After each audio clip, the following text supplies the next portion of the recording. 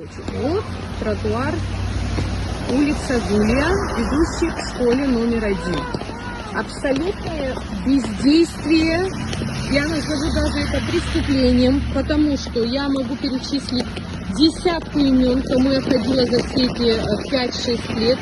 Обратите внимание, дети хотят, вот идут дети, тупик, у них нет выхода.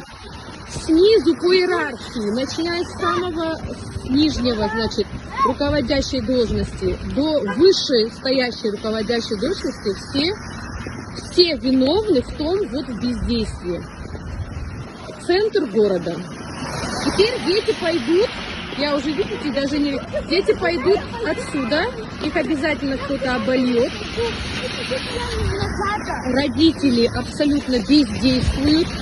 Ну, с другой стороны, сколько раз можно говорить, если никто не реагирует.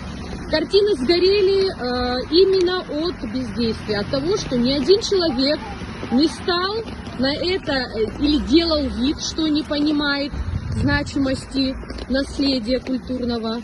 А самое худшее, что издеваются в прямом смысле над нашими детьми. И наши дети даже не будут знать, как оно должно быть в нормальном государстве, что хотя бы за все эти годы прошений можно было бы выйти, знаете как, ситуативно, то есть на некоторое время хотя бы провести какую-то здесь залитую тропиночку, по которой они могли бы пройти.